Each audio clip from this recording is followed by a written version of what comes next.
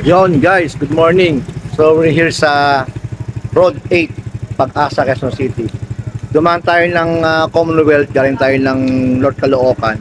Papunta ako ngayon sa sa South Caloocan para pakabit yung kusina, pati yung MDL ni Green Deadpool. Kaya ako dito huminto para magpahinga at para din tingnan yung aming lumang dating bahay.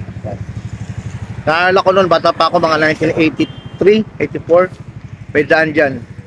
Napunta yan sa may sa may plaza.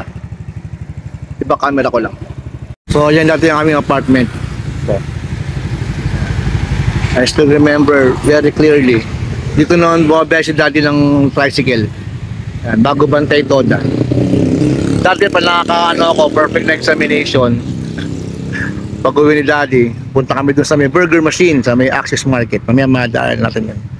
Di pa ako makapag-vlog ng gamit yung aking Insta360. Wala pa akong lagayan dito.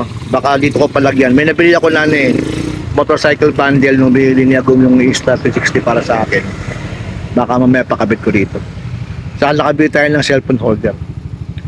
Sige guys, biyahe na ulit.